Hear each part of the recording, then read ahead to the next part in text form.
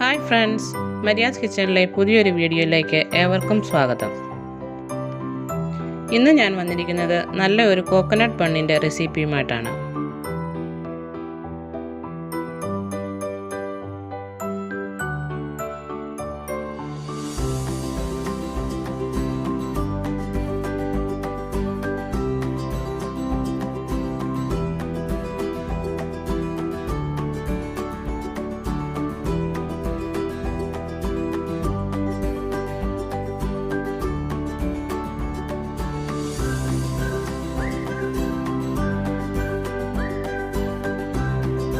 അപ്പോൾ നമുക്ക് വീഡിയോയിലേക്ക് പോകാം. വീഡിയോയിലേക്ക് പോകുന്നതിന് മുമ്പ് നിങ്ങൾ എൻ്റെ ചാനൽ ഒന്ന് സബ്സ്ക്രൈബ് ചെയ്യുക, തൊട്ടടുത്തുള്ള ബെൽ ബട്ടൺ ഒന്ന് പ്രസ് ചെയ്യുക. ഇതെങ്ങനെയാണ് ഉണ്ടാക്കുന്നത് നമുക്ക് നോക്കാം. ഇതിനായി ആദ്യം ഹാഫ് ബൗൾ ഇളം ചൂടുള്ള പാലെടുക്കുക. അതിലേക്ക് 1 സ്പൂൺ ഈസ്റ്റും 1 സ്പൂൺ പഞ്ചസാരയും ചേർത്ത് നന്നായി ഒന്ന് മിക്സ് ചെയ്ത് ഒരു 10 മിനിറ്റ് നേരം മാറ്റി വയ്ക്കുക. ഇപ്പോൾ 10 മിനിറ്റ് കഴിഞ്ഞിട്ടുണ്ട്. ഈസ്റ്റ് നന്നായി ആക്ടിവേറ്റ് ആയി വന്നിട്ടുണ്ട്. ഇനി നമുക്ക് ഒരു ബൗൾ മൈദ എടുക്കാം. ഇതിലേക്ക് അല്പം ഉപ്പ്, 2 സ്പൂൺ പഞ്ചസാര, 2 സ്പൂൺ എണ്ണ എന്നിവ ചേർത്ത് നന്നായി ഒന്ന് മിക്സ് ചെയ്യുക. അതിനുശേഷം ആക്ടിവേറ്റ് ആയിരിക്കുന്ന ഈസ്റ്റ് അല്പമായി ഒഴിച്ചു കൊടുത്ത് നന്നായി കുഴച്ചെടുക്കുക.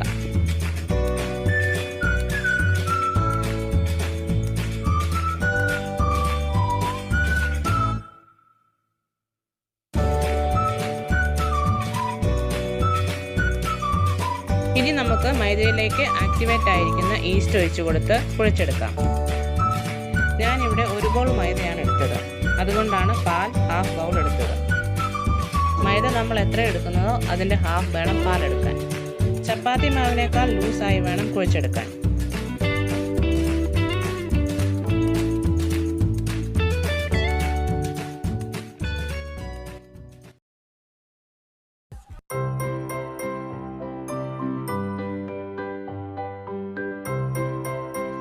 ഇനി നമുക്കിത് 2 മണിക്കൂർ റെസ്റ്റ് ചെയ്യാനായി മാറ്റി വയ്ക്കാം.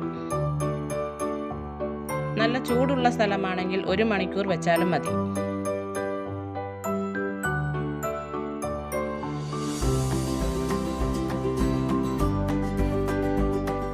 ഈ ഫില്ലിങ്ങിന് ഞാനെടുത്ത സാധനങ്ങൾ എന്തൊക്കെയാണെന്നൊന്ന് പറയാം. കുറച്ച് തേങ്ങ, അല്പം ക്രഷ് നട്ട്സ്, കുറച്ച് ടൂട്ടി ഫ്രൂട്ടി എന്നിവയാണ്. നട്ട്സും ടൂട്ടി ഫ്രൂട്ടിയും ഒക്കെ ഓപ്ഷണലാണ്, നിങ്ങളുടെ കയ്യിൽ ഉണ്ടെങ്കിൽ മാത്രം എടുക്കുക.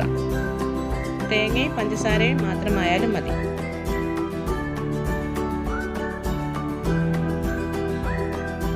ഇപ്പോൾ 2 മണിക്കൂർ കഴിഞ്ഞിട്ടുണ്ട്. ഇത് നമുക്കൊന്ന് തുറന്നു നോക്കാം.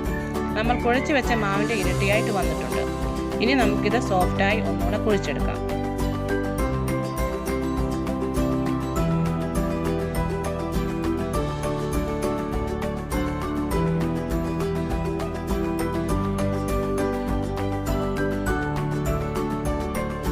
അതിനുശേഷം ചെറിയ ഉരുളകളാക്കി മാറ്റിയെടുക്കാം.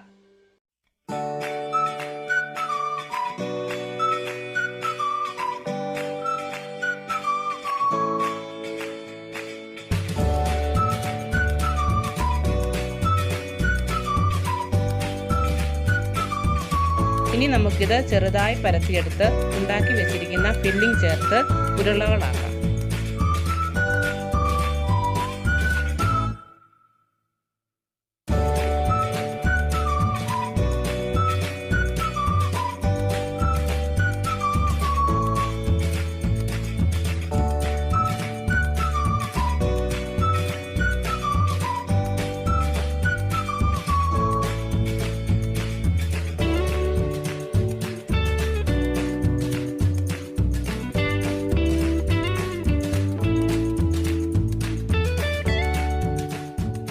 ഫില്ലിംഗ് വെച്ചതിന് ശേഷം നന്നായി ഒട്ടിച്ചു കൊടുക്കണം.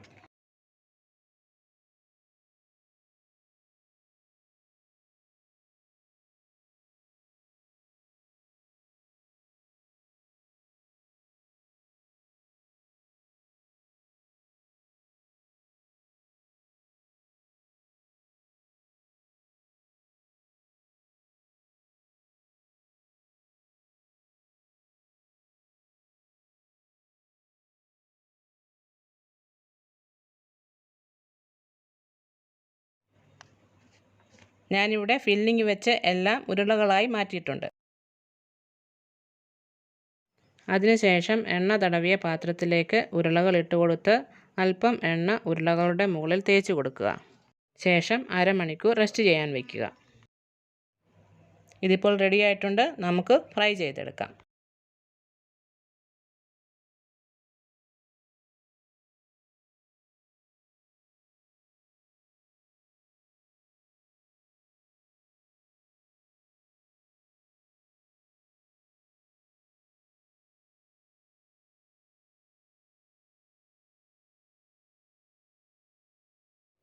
ഇത് നമ്മൾ മീഡിയം ഫ്ലെയിമിൽ ഇട്ട് വേണം ഫ്രൈ ചെയ്തെടുക്കാൻ.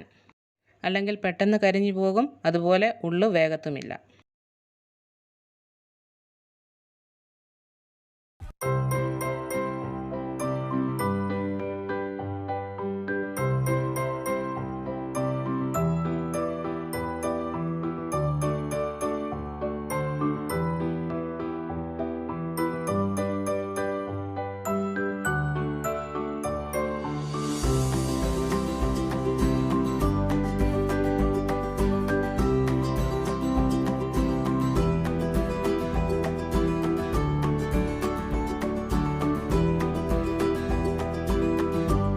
ഇപ്പോൾ ഇതെല്ലാം നന്നായി ഫ്രൈ ചെയ്തെടുത്തിട്ടുണ്ട്. നല്ല ടേസ്റ്റാണ്. എല്ലാവർക്കും ഇത് തീർച്ചയായും ഇഷ്ടപ്പെടും. നിങ്ങളെല്ലാവരും ഇതൊന്ന് ട്രൈ ചെയ്ത് നോക്കുക. അപ്പോൾ ഇന്നത്തെ എൻ്റെ റെസിപ്പി എല്ലാവർക്കും ഇഷ്ടമായി എന്ന് കരുതുന്നു. വീഡിയോ ഇഷ്ടമായെങ്കിൽ ലൈക്ക് ചെയ്യുക. എൻ്റെ ചാനൽ സബ്സ്ക്രൈബ് ചെയ്യാത്തവർ സബ്സ്ക്രൈബ് ചെയ്യുക. അപ്പോൾ പുതിയൊരു വീഡിയോയിൽ നമുക്ക് വീണ്ടും